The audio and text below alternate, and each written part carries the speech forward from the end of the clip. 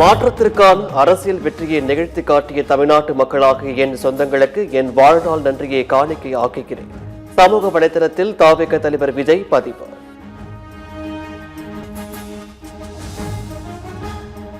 ஒரு மாபெரும் மாற்றத்திற்கான இந்த தேர்தல் அரசியல் போரில் வென்றது நம் தமிழக வெற்றி கழகம் மட்டுமல்ல, ஜனநாயகமும் தான். தாவேகாவிற்கு வாக்களிக்காதவர்களும் வரும் காலத்தில் தாவேகாவை நேசிப்பார்கள் எனவும் விஜய் பதிவு. தாவேகாவிற்கு ஆதரவு கொடுப்பது குறித்து தமிழ்நாடு காங்கிரஸ் முடிவெடுக்கலாம். காமராஜரை கொள்கை தலைவராக கொண்ட கட்சி தமிழக வெற்றி கழகம் எனவும் கே.சி. வேணுகோபால் பேட்டி.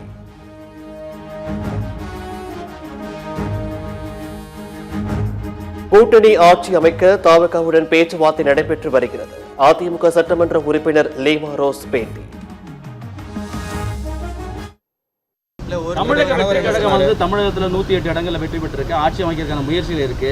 தமிழக வெற்றி கழகத்தோட இந்த இதை எப்படி பார்க்குறீங்க? அது சொல்ல முடியாது. ஆனால் எங்கள் தலைவர் என்ன சொல்கிறாங்களோ அதை தான் கேட்க முடியும். எடப்பாடி என்ன கழகத்தோட நெக் டு நெக் கடைசி வரைக்கும் அதில் பேச்சுவார்த்தை நடந்துட்டு இருக்குது. அது நல்லபடியாக நான் நடக்கும்னு நினைக்கிறேன். கொளத்தூருக்கும் தனக்குமான உறவு தேர்தல் வெற்றி தோல்விகளை கடந்த உறவு என திமுக தலைவர் மு.க.ஸ்டாலின் பெருமிதம். எந்த கோரிக்கையானாலும் நிறைவேற்றி கொடுத்த பெருமிதத்தோடு தனது கொளத்தூர் தொகுதி மக்களை நேரில் சந்தித்து நன்றி தெரிவித்ததாகவும் மு.க.ஸ்டாலின் பதிவு. நாளை மறுநாள் திமுக எம்எல்ஏக்கள் கூட்டம். திமுக தலைவர் மு.க.ஸ்டாலின் தலைமையில் மாலை 5:30 மணிக்கு நடைபெறும் என அறிவிப்பு.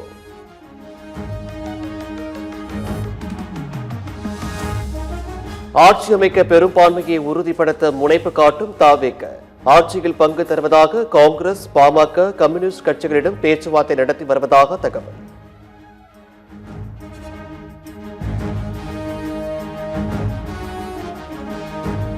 சட்டப்பேரவையில் தாவேகாவிற்கு ஆதரவு அளிப்பது குறித்து டெல்லியில் ராகுல் காந்தி, கார்கே ஆலோசனை. தமிழ்நாடு, கேரளா தேர்தல் குறித்த ஆலோசனைகள் கே.சி. வேணுகோபால் உள்ளிட்டோர் பங்கேற்பு.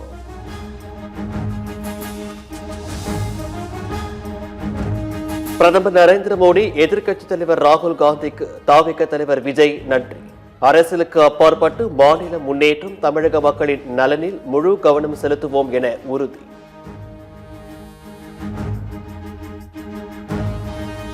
விஜயுடன் ஆலோசனைக்கு பின் மாமல்லபுரத்தில் உள்ள சொகுசு விடுதிக்கு வந்த தாவேக எம்எல்ஏக்கள். விஜய் முதலமைச்சராக பதவியேற்கும் வரை ரிசார்ட்டில் தங்க கட்சி தலைமை உத்தரவு. வாக்களித்த கொளத்தூர் தொகுதி மக்களுக்கு நன்றி செலுத்தினார் திமுக தலைவர் மு.க.ஸ்டாலின். வாழ்க வாழ்க வாழ்கவே என கூடியிருந்த மக்கள் கோஷம்.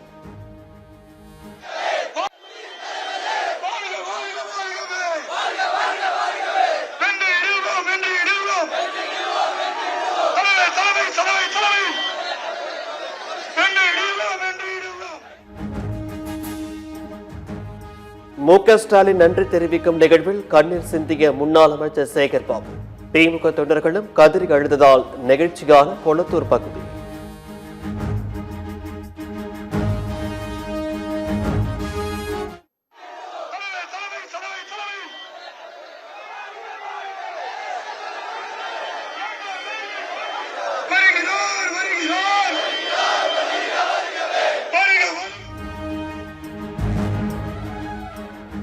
பிரபல பட தயாரிப்பாளரும் நடிகர் ஜீவாவின் தந்தையுமான ஆர்.பி. சௌத்ரி காலமானார்.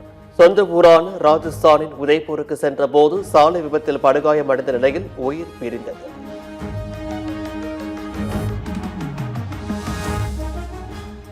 ஆர்.பி. சௌத்ரி மறைவுக்கு நடிகர் ரஜினிகாந்த் இரங்கல். எத்தனையோ இளம் இயக்குநர்களுக்கு வாய்ப்பளித்து திரையுலகை வாழ வைத்தவர் என புகழார். ஆட்சி அமைக்க தாவேகாவுடன் அதிமுக கூட்டணி வைக்க வாய்ப்பே இல்லை. தமிழ்நாட்டில் அதிமுக தான் பெரிய கட்சி எனவும் முன்னாள் அமைச்சர் O.S. மணியன் பேட்டி. திருவள்ளூர் மாவட்டம் சோழவரம் அருகே பார்வை மாற்றுத்திறன் ஆசிரியை வீட்டில் 18 சவரன் தங்கம், 50,000 ரொக்கம் கைவரிசை. வெப்பம் காரணமாக கதவை திறந்து அமர்ந்திருந்த நிலையில் மர்ம நபர்கள் வீட்டிற்குள் புகுந்து கொள்ளை.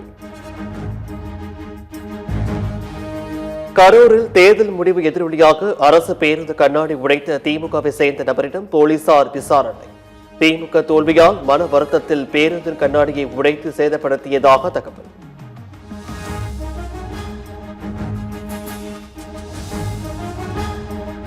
மேற்கு வங்கத்தில் வரும் 9ஆம் தேதி பதவி ஏற்கிறது பாஜக அரசு. பதவியேற்பிற்கான ஏற்பாடுகள் தீவிரம்.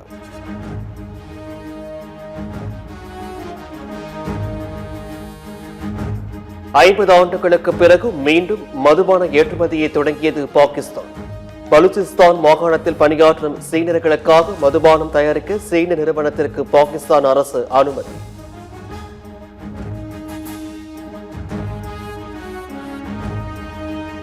சர்வதேச டென்னிஸ் தரவரிசையில் முதலிடத்தை தக்க வைத்த ஜானிக் சின்னர்.